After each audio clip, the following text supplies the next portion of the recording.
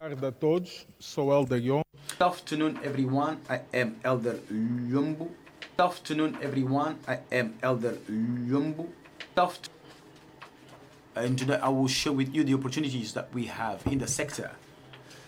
But before, since we are on the 50 years of independence, I will also want to share some benchmarks about the oil and gas industry. Starting with our story, our industry has more than 100 years, which is double our independence. We had the first research well in 1915, and then we have also the first commercial discovery in the onshore of Angola in 1955 in the basin of Kwanza. In 1966 we had the first discovery in offshore in Block 0, which produces up to today.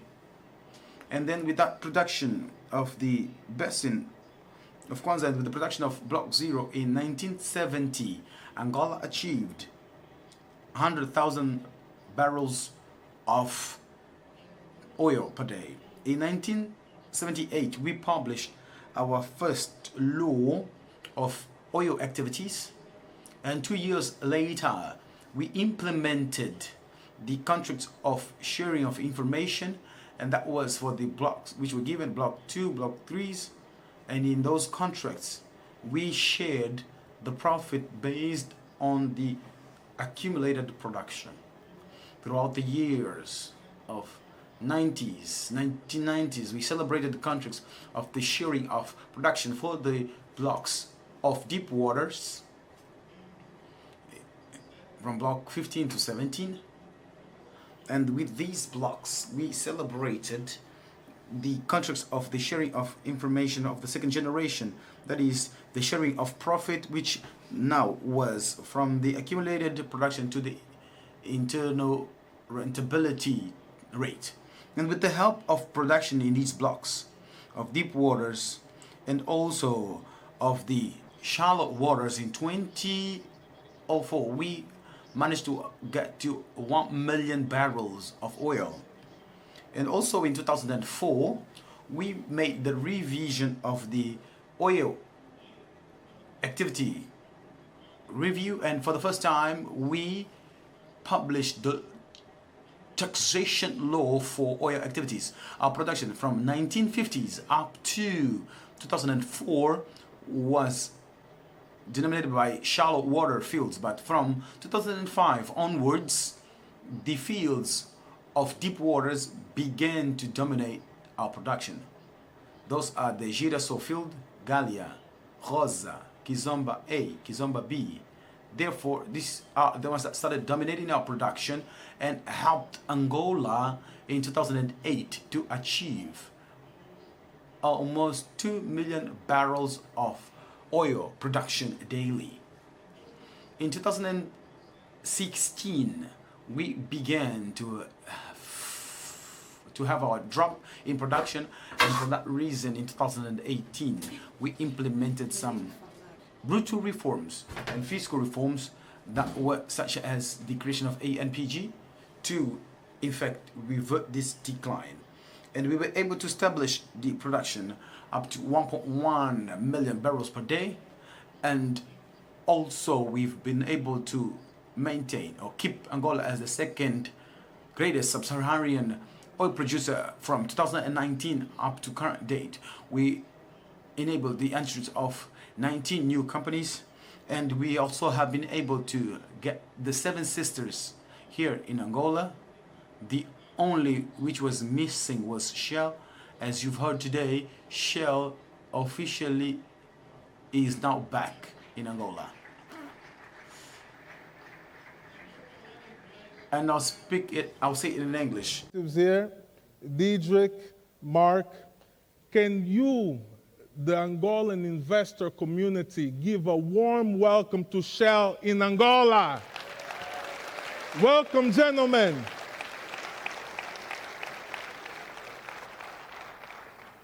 E portanto, And therefore, in the next 5 years, we have an investment of $70 billion. So now, I will make a deep dive in the reforms that we used to create more dynamic in the sector and which helped us. I'll begin with the Decree 108 in Angola before 2000 Presidential Decree 5/18. We could not get to research in Angola before the period of research. But now with the Decree 5/18, today we can execute research activities out of the research period within the development area. And that's the result of a decree that we get. We had from that 3 successful wells. First, Likembe, thanks to Block 15. I don't know if Katrina is here, but we have some people from ESSO. Thanks to ESSO, we had Likembe, a success. We had Dahlia Deep in Block 17 with Total, and we also had PKBB on Block 14, success. Also, before 2018, we had about 14 million barrels of accumulation, which was not economically viable for the investors to produce because of its contract terms. So we had to define some terms and incentives to incentivize the investors to produce those resources, and hence we had now the Decree 6/18, and today we have 6 approved projects in the scope of the project of the Presidential Decree 6/18. 2 of these projects are already under execution. 1 will enter production at the end of this year, and we have 2 more projects that will be, which will have FID in 2026. And before 2018, if we would find gas, it was a risk for the investor. But today, given to Presidential Decree 6/18, the producer that can find gas can monetize gas. And based on that decree, we also have a new consortium of gas, which will have first gas even this year. And also, in the scope of this same decree of 7/18, we had the first well of gas, which is non-associated, which was drilled in Angola, and it has successful in Block 114. In the scope of the decree 88/18, we would take about 18 months to give concessions. That's a lot of time. That's why we now had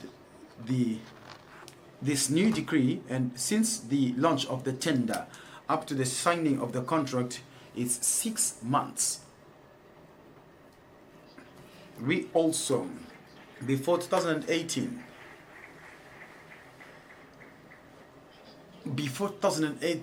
we only had 2 processes of tender. We had the 2006 and 2011 process, and we know that without the attribution of concessions, without exploration, we cannot substitute reserve. That's why we now attributed the strategy of attribution of concessions of 2019, which is an ambitious strategy for us to attribute blocks within a period of 2019 to 2025, more than 40 oil blocks, and up to now we have attributed 35 blocks with signed contracts, plus 13 already concluded in negotiations. And now we have the challenge, ANPG, to fulfill with the goal of attributing more than 50 blocks up to the end of this year.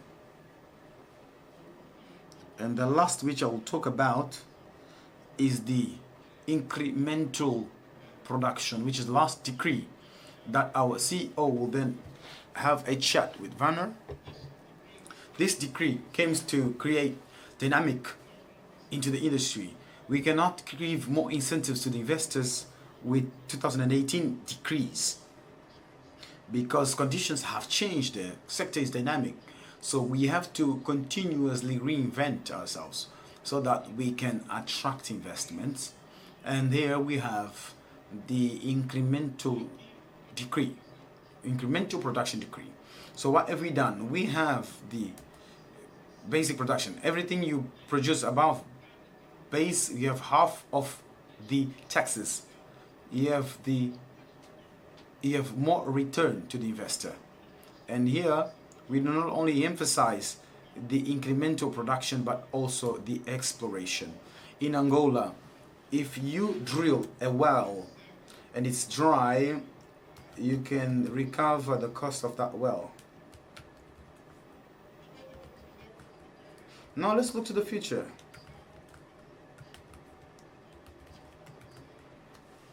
We've been speaking about the past and what we've been doing in the past years. Now we have 23 opportunities for investors. These opportunities are located in the land basin,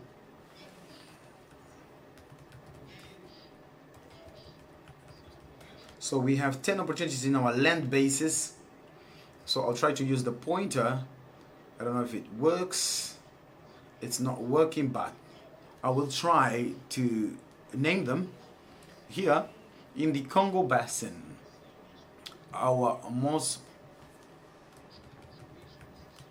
proliferate basin, we have Congo 5, Congo 9 and Congo 10. And it's also worth mentioning that in the basin of Congo, in the land basin of Congo, we have production in FS and FST. And down lower on the land basin of the basin of Kwanza, which has produced in the past. And I have a friend that says where there is oil, it's easy to find oil. Therefore, in our land basin of Congo, there's oil. And here we have 7 oil wells ready for our investors. Now, looking towards offshore, we have 7 blocks in permanent offers, and they are on the littoral side, which is block 7, 8, and 9 in the Kwanza Basin, and then in the Benguela and Namib Basin, we have block 10, 11, 12, and 13. And when we speak more towards the deep waters, we have 5 blocks of the bid of 2025 or the tender of 2025, which will be launched this year. And these are the basins of the Kwanza block 22, block 25, block 38, block 39.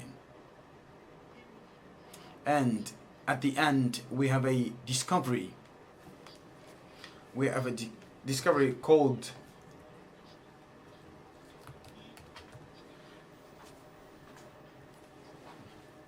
we have here a discovery of lead, which is a quick opportunity. Why invest in Angola? I can say that we have 1,000 reasons to invest in Angola, and I'll just name 3. One is because we have a mature sector. Like I've said, the Congo Basin is the basin of the Congo is the most proliferate basin in Africa.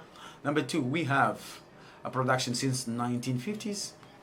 We have various logistics bases, and we have more than 30 production infrastructures.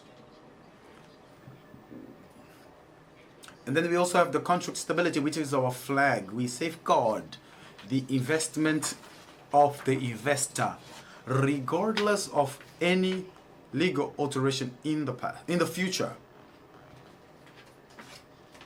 And we also honor our commitment, regardless if we are going to earn more or less. And the third is the focus on the investor. We are entirely focused in creating the conditions for the investors to have their return. Therefore, this is why we have in our DNA agility, flexibility, and pragmatism. So I will conclude my presentation with an appeal in English, because I know that we have various investors that speak English. Do not be a spectator in the good news that's going on in Angola. Be a participator and come and talk to NPG and we will show you how we can make your company a success story in Angola. Muito obrigado. Thank you very much.